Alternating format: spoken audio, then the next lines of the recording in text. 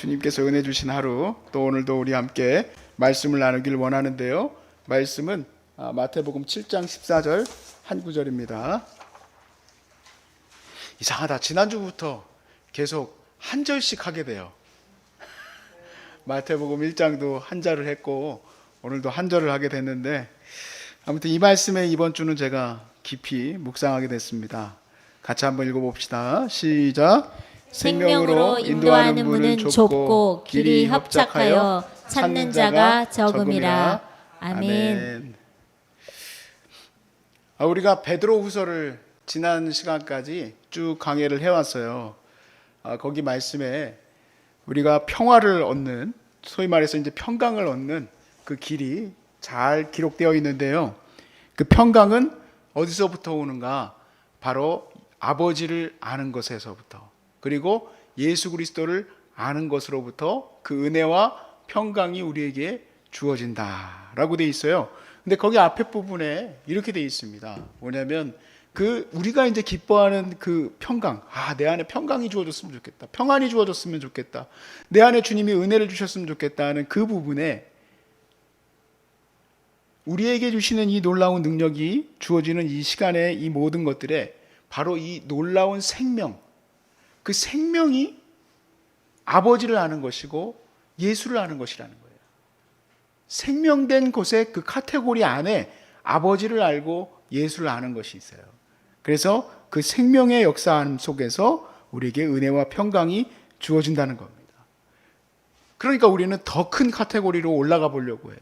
바로 이 생명은 어떻게 우리에게 주어지는가라는 겁니다. 저는 말씀을 시작하면서 생명하면 떠오르는 곳을 하나 생각했습니다. 바로 산부인과입니다. 생명하면 가장 먼저 떠오르는 곳은 산부인과예요. 산부인과에서는 매일같이 생명이 태어나죠. 그런데 그 생명이 태어나서 그 아이가 자라나서 이제 앞으로 자기 나름대로의 그런 역동적인 일을 하게 될 것인데요. 살아간다고 해서 그냥 그 사람이 살아있는 것만은 아니에요. 그냥 생명이 붙어 있다고 그냥 그 사람이 삶을 살고 있다라고 말하기가 어려워요. 예를 들어서 자기 삶의 목적성을 잃어버리고 그냥 매일같이 술만 먹고 매일같이 삶의 목적을 잃어버린다면 그 사람은 죽어 있는 것과 똑같죠. 생명을 가지고 있다는 것은 우리에게 주어진 이 삶의 목적을 바로 바라보고 그리고 그것을 이어서 살아가게 되는 거예요. 그런데 여러분, 자칫 잘못하면 착각할 수 있는 게 뭐냐면 우리가 무조건 열심히 살면 생명력이 있다라고 생각하는 것은 착각입니다. 무조건 열심히 사는 게 생명력 있는 게 아니에요. 하나님의 말씀을 따라 사는 것이 생명이에요. 에베소서 말씀에 너희가 허물과 죄로 죽어 있었다라고 얘기를 해요. 성경 말씀은 우리가 지금 이렇게 열심히 살아갔는데 내가 못 살았던 게 아니에요. 열심히 살았어요. 나름대로 주어진 삶에서 힘을 다해서 살았어요. 그런데 그것이 죽어 있었다라는 거예요. 그래서 하나님이 예레미야에게 어떤 환상을 보여주시냐면 마른 뼈를 보여주세요. 이 마른 뼈는 누구냐면 유대인들을 말해요. 유대인들이 살아나겠느냐? 유대인들 살아있었어요. 유대인 잘 살고 있었어요. 물론 멸망의 길을 가고 있었던 유대인들이지만 그들이 호흡을 안 하는 것도 아니고 또 열심히 돈을 안 벌었던 것도 아니고 또 열심히 자기 자녀들을 안 키웠던 것도 아닙니다. 열심히 살아갔어요. 그렇지만 영적인 세상에서 바라봤을 때는 마른 뼈예요. 죽어있는 존재예요. 생명이 없는 거예요. 그러니까 우리가 생명이 없었던 거예요. 이 생명을 다시 불어넣는 이 사건, 생명을 불어넣는 이 일, 그것을 우리가 함께 보기를 원하는 건데 오늘 말씀에 보니까 그 일이 굉장히 어렵다는 거예요. 쉬운 일이 아니다. 그래서 생명으로 인도하는 문은 좁고 길이 협착하여 찾는 자가 적다라고 그랬습니다. 저는 늘 이 말씀을 대할 때는 내가 생명으로 나가기 위해서 가는 그 길이 좁고 협착하고 그 길은 십자가의 길이고 어려운 길이지, 그렇게 생각을 했는데 여기 이렇게 정확하게 써 있어요. 생명으로 인도하는 문, 사람들을 생명으로 이끌어가는 그 길, 그 길이 좁고 협착하고 어렵다라는 거예요. 생명을 갖게 하는 일은 어려운 일이에요. 허물과 죄에서 죽어가는 영혼을 다시 생명을 붙들게 하는 일이 어려운 일이에요. 다시 산부인과 얘기로 넘어가겠습니다. 아이에게 생명을 불어넣는 일이 사실은 굉장히 어려운 일이에요. 아이를 갖게 하는 거, 첫 번째로 결혼을 해야 돼. 저는 어렸을 때 결혼하는 일이 어려운 일인지 몰랐습니다. 근데 결혼하고 나니까 어려운 일이야. 왜냐하면 나를 죽여야 돼. 내가 살아서 같이 막 부딪히면 결혼 생활이 제대로 될 수가 없어. 결혼 생활은 나를 낮춰야 돼. 내가 원하는 거 다 하고 싶어 하는 거는 어린아이야, 어린아이. 부모가 된다는 것, 내가 아이를 갖는다는 건 책임을 진다는 거잖아요. 에이, 그 기술 왜 하는가? 그래서 현대인들은 결혼 안 하는 거예요. 물론 못하는 것도 있겠지만 제가 가만히 이렇게 지난 시간들을 겪어보면서 생각을 해보니까 내가 나만 알고 생각할 때에는 별로 자매들도 나를 별로 생각하고 좋아하고 그러는 게 없어요. 그런데 내가 헌신하고 뭔가 이렇게 섬기게 되면 그래도 나를 괜찮게 생각하는 사람들도 생기게 되는 거예요. 사실 우리는요, 이 결혼하고 아이를 낳는 거에는 더 어려운 일이 있어요. 아이를 10개월 동안 임신하고 키워야 되는데요, 다행히 저희 아내는 입덧이 그렇게 크지가 않았었어요. 그런데 제가 아는 우리 목사님은 아내분이 입덧 때문에 죽을 뻔했어. 아주 그냥 정말 병적인 입덧이었어요. 끊임없이 입덧이 정말 그 사모님을 괴롭히더라고. 정말 이 둘째를 못 가지시더라고. 그럴 정도로 너무 힘들어. 그리고 나서 그게 끝입니까? 이제부터가 시작이지. 아니, 너무 이상해.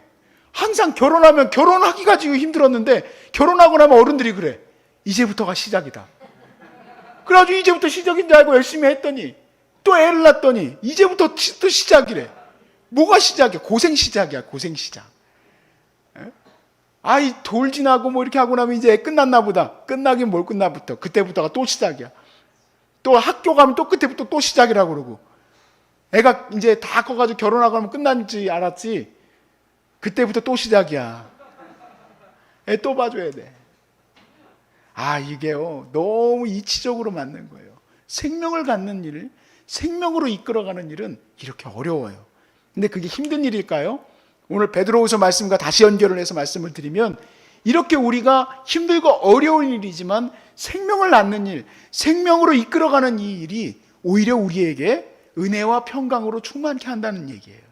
내가 나를 매일 십자가 앞에 내려놓고 내가 나를 매일 영혼 구원과 사람을 살리는 일에 힘을 쓰는 것이 내 안에 평강이 된다는 얘기예요. 이것을 모르는 사람은 겉에서 보았을 때에는 아유, 저 사람 뭐 저기 돈도 나오지도 않는 교회에서 저렇게 봉사만 하고 저렇게 열심히 살아가나. 아유, 뭐 저거 뭐 한다고 해가지고 내게 뭐가 밥이 나오나 뭐가 나오나. 뭐만 했다면 우리 한국 사람들은 밥이 나오나 뭐가 나오나 그래요. 밥이 나오는데 왜 그래? 봉사하면 밥 나와요. 근데 잘 모르시는 거예요.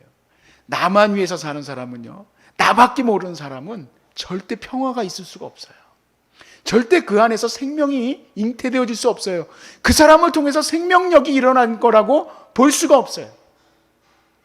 그 생명의 역사는 사실은 힘들지만 그 좁고 협착한 길로 나아갈 때에 그때 우리 안에 평강과 은혜가 넘쳐 흐르게 되는 거예요. 저는 그래서 평강과 은혜가 넘칠까요? 안 넘칠까요?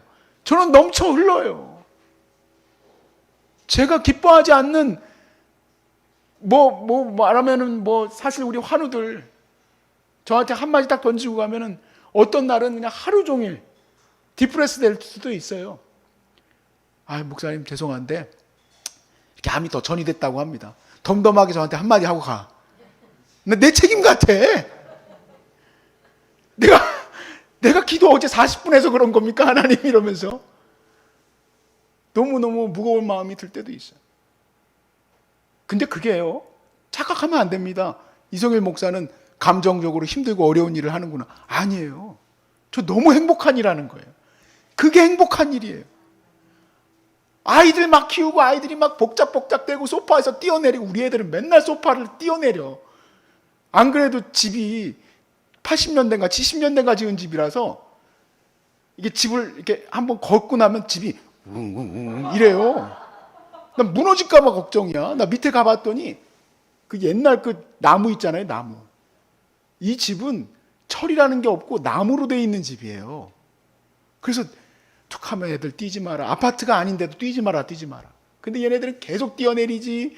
보세요, 헝금함에다가 볼펜 안 그려놓은 게 없지. 혼내지. 이왕이 이태희 계속 부르지. 그렇다고 제가 힘들고 괴로운 육아를 하고 있는 겁니까? 천만에. 전 너무 행복한 가정생활을 하고 있는 거예요. 여러분이 지금 암에 또 경제적으로 어려움에 내가 지금 나락으로 떨어지고 있는 것 같이 보이지만, 여러분 그 생각에 잡혀 있으면 여러분 다시 그 생명력을 잃어버려요. 이 생명의 은혜를 회복하는 것은, 하나님이 나를 이렇게 암을 주셔서 내가 암 환자를 이렇게 잘 알게 하셨구나. 암 환자에게 누가 복음을 전할 겁니까? 이다로님이 전해야지 누가 전해요. 예? 저 암 환자들한테 저 못 가요. 병원에서 못 들어오게 해요. 암병동에 들어가려면은 뭐 이렇게 이상한 거 뭐 체크하고 들어가야 돼. 저도 안 들어가고 그 사람들도 원치 않아요. 그런데 누구는 들어갈 수 있느냐? 여러분. 여러분은 들어갈 수 있어요. 경제적으로 나락에 빠진 사람들의 마음을 누가 알겠어요? 바로 여러분이 알 수 있어요. 근데 그렇게 우리가 비록 내 몸도 힘들고 내 삶도 힘들어 보이지만, 그렇게 내가 헌신하고 삶을 섬겨나갈 때요, 놀라운 일이 일어나게 됩니다. 이번에 우리 크리스마스 선극에서 이상해. 저는 왜 투표에서 떨어졌는지 나 2조 잘했다고 생각하거든. 사랑을 나누는 거 있잖아요.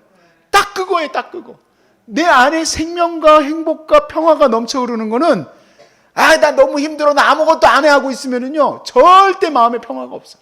그런데 내가 이것을 나누기 시작할 때 그 안에 생명과 평화와 화평이 회복되기 시작하는 거예요.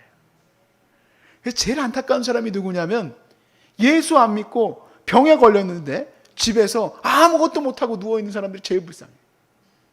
그냥 하루하루가 뭐냐면 그냥 그거 기다리는 거예요. 그거 밥때 기다리듯이 항암 맞는 날만 기다리는 거야.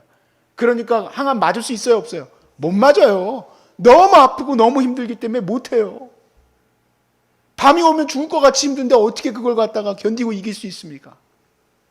견디고 이길 수 있는 길은 바로 여러분과 같이 서로 기도해주고 서로 살리기 위해서 힘을 써주고, 나도 내 허리 아프고 나도 내 발뒤꿈치 디딜 수도 없고 손도 만지기도 힘들지만, 저는 여러분들이 그렇게 섬기는 모습들을 보면 다 알죠. 다 모르는 사람들은 암 환자들이 뭐라도 걸레라도 하나 잡으면은 뭐 그냥 섬기나 보다 그렇게 생각하겠지. 저는 그게 다 다운로드돼.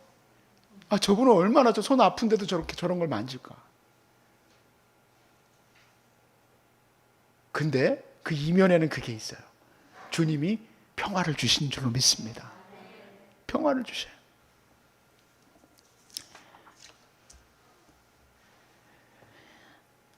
현대는 사도 바울이 말한 대로 고통하는 때입니다. 말세에는 고통하는 때가 오나니, 왜냐하면 자기를 사랑하기 때문이다 그랬어요. 자기만 생각하면 절대 행복해질 수 없어요. 생명을 낫게 하는 일은 겉으로 보기에는 협착해 보이고 또 가는 길이 어려워 보이지만, 우리 예수님이 우리에게 보여주신 가장 복된 길이에요. 여러분 그 길로 오늘 들어서신 것을 축복합니다. 그 길로 나아가기로 작정하신 것을 축복합니다. 그렇게 하나님의 나라를 함께 이뤄가기를 바라고요. 그렇게 함께 우리도 이제 이렇게 남북으로 갈라진 나라가 아니라 저 북도 섬겨나가고 중국도 섬겨나가고 저 멀리에 있는 이슬람 제국까지 다 하나님의 은혜를 섬겨나갈 수 있는 저와 여러분이 되시기를 주의 이름으로 축복합니다. 아멘.